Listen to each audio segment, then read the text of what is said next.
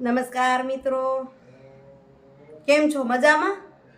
આપ સૌ કુશળ હશો. હું મજામાં છું, કુશળ છું.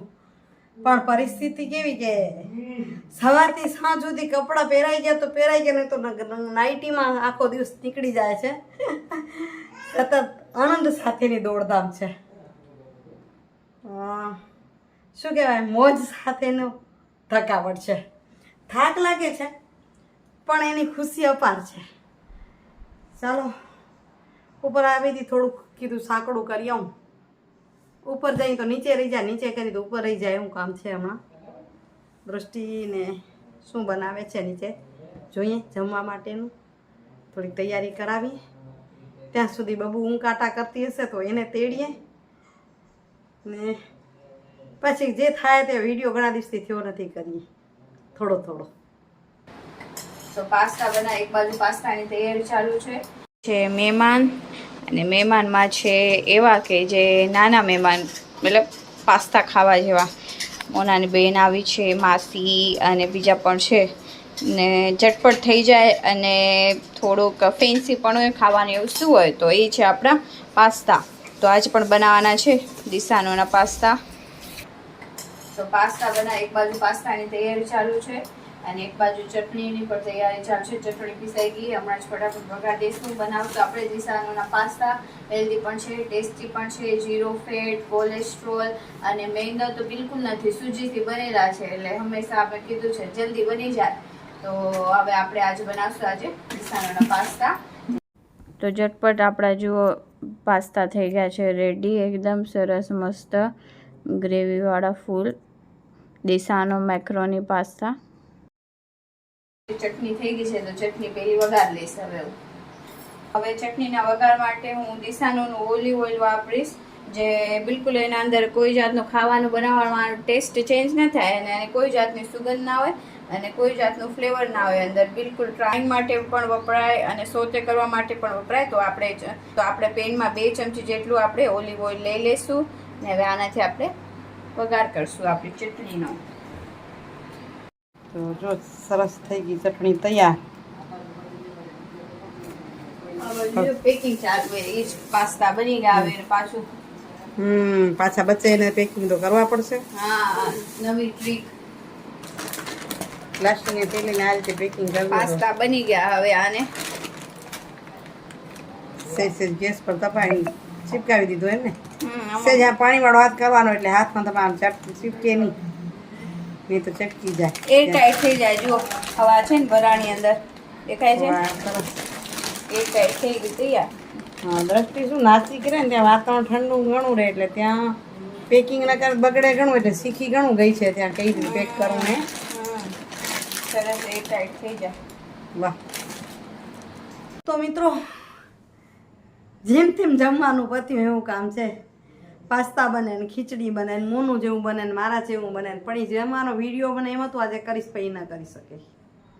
કહું છું વ્યસ્તતા જેવી હોય, તમે વિચારો વિડીયો કરો ત્યાં સુધી દોતરો રૂએ કે પોતરી રૂએ, એક તાર આડું કરતું જ હોય. તેડી લો ત્યાં સુધી, પછી ત્યાં સુધી પૂરું થઈ જાય જમવાવાળું, એવું કામ છે. અને એટલી આમ વ્યસ્તતા, થાકી પડાય એટલું કહું. અને ત્યારે હવે લઈ લો સુવિચાર. આ વિડીયો આજ પૂરો નહીં કરું, સુવિચાર લઈ લો, આવતીકાલે સળંગ કરશું વિડીયો. મને એમ છે 2 દિવસે વિડીયો પૂરો કરવો છે, 8-8 દિવસ નીકળી જાય છે, મજા નથી આવતી. એટલે આજે આ સુવિચારની વાત કરું ને, આ જીવનની જે ઘરેડમાંથી નીકળું છું એના પરથી, તો એવું છે કે હું હિસાબ નથી રાખતી. આજકાલ જે પરિસ્થિતિમાં ગુજરું છું ત્યાં એમ કહી શકાય, હું હિસાબ નથી રાખતી કે શું મેં પાયું, શું મને મળ્યું અને શું મેં ખોયું છે મારી જિંદગીમાં. પરિવાર મળ્યું, નાના બાળ ગોપાલ મળ્યા, એ મળ્યા સાથે કંઈ ગુમાવવું પડે ને પોતાના સુખ ચેનને. હું હિસાબ નથી રાખતી મને શું મળ્યું અને શું હું ખોઈ રહી છું. બસ મનની ચાહત, મનની ઈચ્છા એટલી જ છે કે ત્યાંથી મને કદી દુઃખ ન મળવું જોઈએ, કે જેની માટે મેં સુખને લોટાવી દીધું છે. મારું સુખ વેચી, ઊંઘ વેચી અને કોઈના પ્રત્યે આપણે કામ કરીએ છીએ, ત્યારે એટલી ચાહત જરૂર હોય છે કે એના તરફથી તમને દુઃખ ન મળે. બરાબર ને? એથી હજી એક વિશેષ વાતને એમ પણ કહી શકાય કે આ પરિવાર માટે એક પાયાના પથ્થર બનીને જ્યારે જીવીએ ને ત્યારે એને કહેવત લાગુ પડે કે પાયાના પથ્થરને હંમેશા દબાઈને જ રહેવું પડે. પાયાનો પથ્થર હોય ને એને હંમેશા પાયામાં દબાઈને રહેવું પડે. મેડીનો પથ્થર અલગ હોય અને જમીનમાં ઇમારતનો જે પાયાનો પથ્થર છે એને દબાઈને રહેવું પડે. કારણ કે જો એ બહાર નીકળવાનું કરે ને તો ઇમારત આખી ભાંગી પડે. જો પાયાનો પથ્થર ન દબાઈને રહે તો આખી ઇમારત ભાંગી પડે. એટલે આ ઇમારતને સંસારરૂપી ઘરરૂપી જીવનરૂપી ઇમારત છે એને મજબૂત રાખવા માટે પથ્થર જો અન્ય પાયાના તો દબાઈને દરેક વાતને સમજવી પડે. બરાબર ને? બધાને થોડી થોડી લાગુ પડે. ચાલો હવે બબુડીને સુવડાવ, પછી હું પણ શું આવતીકાલે આ જ વિડીયોમાં સળગ મળીશ. ચાલો સક્કરિયાનો શીરો બનાવીએ.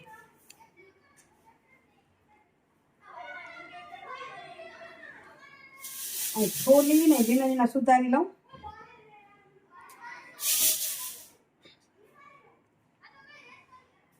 પછી દૂધમાં નાખીને હલવીને ખાઈ લેવાનું.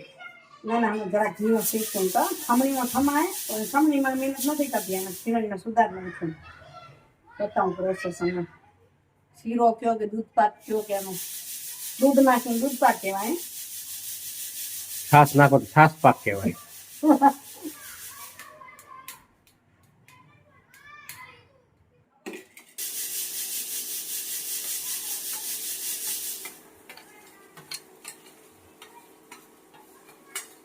ઘી નાખ્યો અને ચૂકી લઈએ.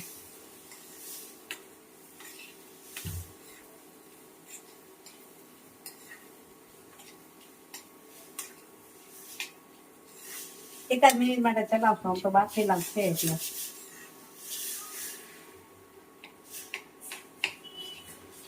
ઘીનો સ્વાદ આવી જાય એટલે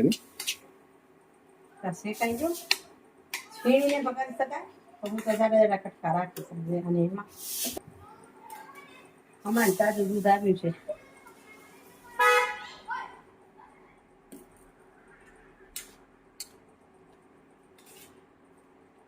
હવે એને બરાબર ઉકાળીશ.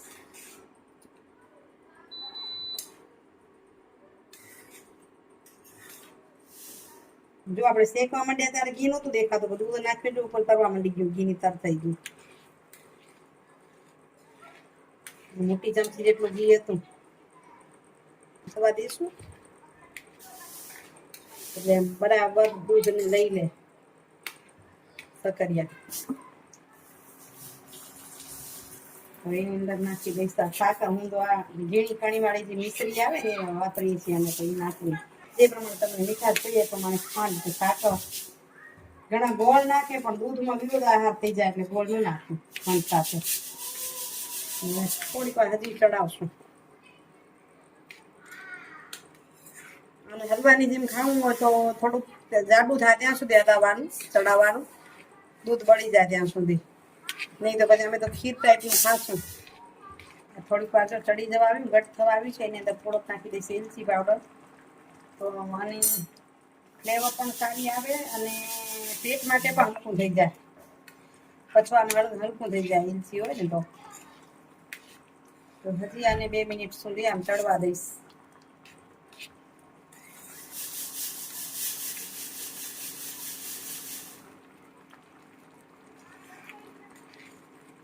ચાલો તો આપણો સક્કરિયાનો દૂધ પાક થઈ ગયો તૈયાર.